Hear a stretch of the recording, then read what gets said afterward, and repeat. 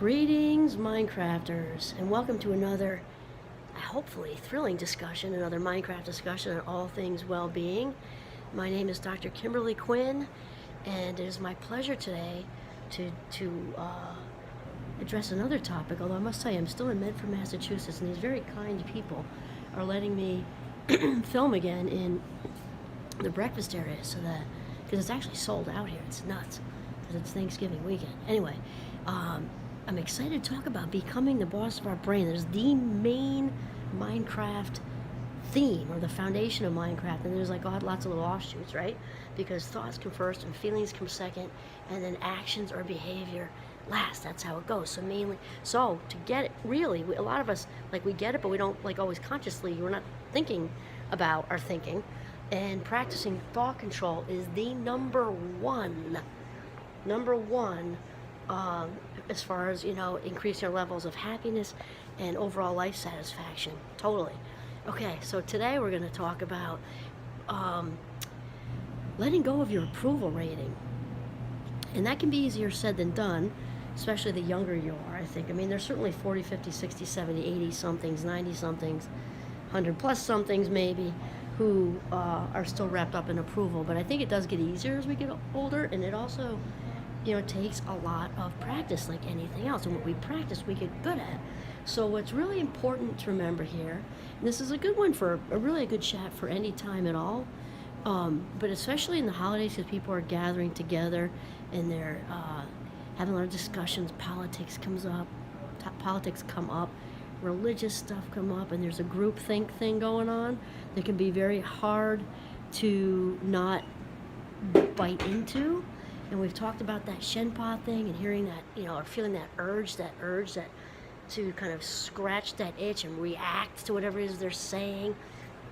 And or we often go along with stuff we don't agree with because we want the approval rating. We want all that external approval, because especially think of the holiday times, we're for the most part, it's a big for the most part, with people who are important to us, and it's far tougher to stand up to people who are meaningful to us than people who are not, right? It's easy to stand up to a rando and say, don't say that, I don't like that, or I don't agree with you, or whatever.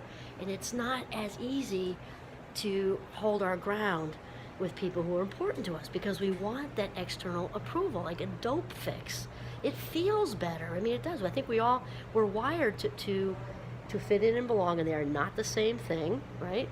Belonging is a genuine sense of being and connection to other people, whereas fitting in is more about the ego, which is also what the approval thing is about. So really what we need to do is realize that that's the ego wanting kudos and admiration and all this stuff, and it can be really tough. So I'm thinking, even with the videos I'm doing, like, or when the TED Talks, I did those first before I got into this, and because you get all these likes, like thousands and thousands, and I'm not saying thousands and thousands, I don't have thousands and thousands, but I have a lot of likes, and then occasionally get like 3 unlikes or whatever, and like, ooh, prickly, and then again, who cares? Because here's the thing, I've got to, put the truth out there and share what's going on in a genuine sense, and it's kind of like, I can only be responsible for what I say, and I am very much own what I say. I'm very integrity based, in case you can't notice that. I'm certainly not, it's not beneath me to make mistakes, for sure, obviously. And then I would just, move on and apologize if I messed up. But here's the thing, is I can only be responsible for what I say and not what other people hear.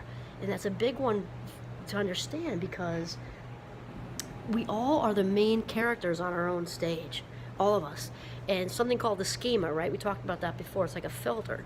So our all day, every day, the incoming information that comes into our minds via the 5 senses goes through this filter. And I think of it like a colander, right? That we, just like we, run pasta through.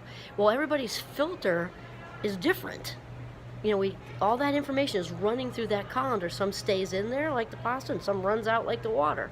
And we're all different. And that isn't that's all sort of like we're walking around like that, like walking filters. And so it's very important to realize that the external approval is all going through. If you're in a room with 10 people, it's going through 10 different filters.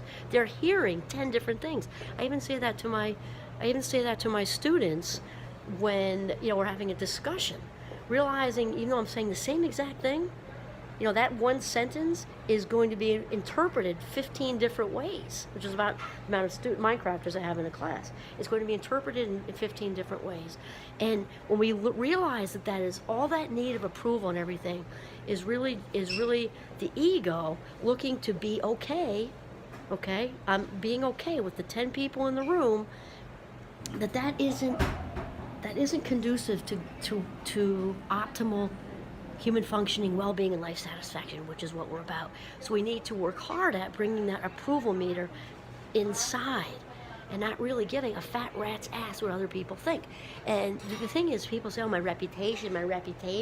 Here's the reality. You don't have control over that, because your reputation, my reputation does not exist in here. My reputation, your reputations all exist in all the other people, either in the room or in the world or in the family or in the wherever. And we obviously cannot control the thoughts, other people's thoughts going on. We just can't.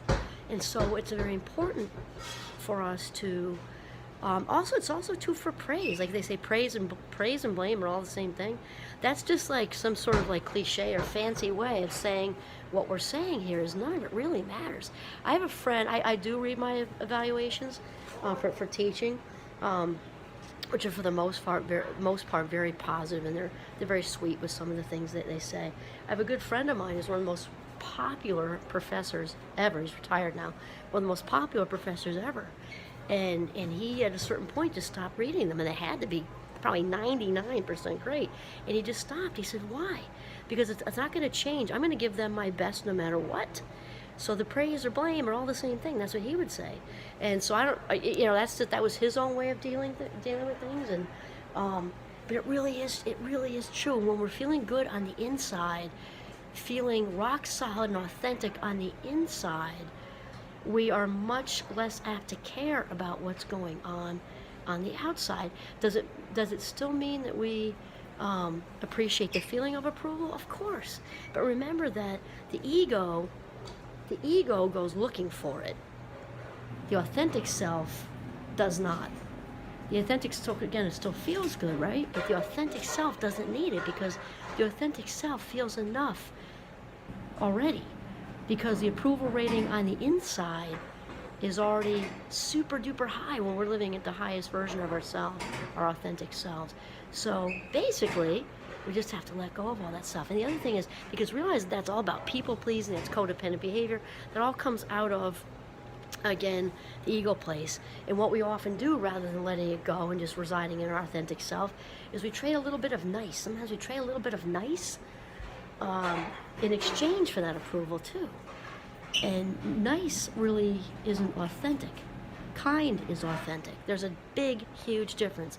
Nice is often used as a tool, a communicative tool, an exchange of energy to gain external approval, which is really not what the authentic self, again, needs, right? Authentic kindness is a whole different deal, because that's coming from a place of authenticity and mindful giving versus mindless exchange. That nice thing, back and forth, okay, I'm going to throw some nice at you so that you like me and approve of me, and I'll feel better for like 10 minutes, because that doesn't last long anyway, right? Totally different thing when we extend kindness, which fills us up and rejuvenates and recharges us. So the whole thing is, bring that approval meter from out here back to in here.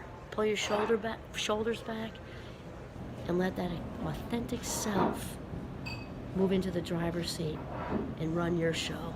This is Kimberly Quinn signing off from the Breakfast Nook in Medford, Massachusetts.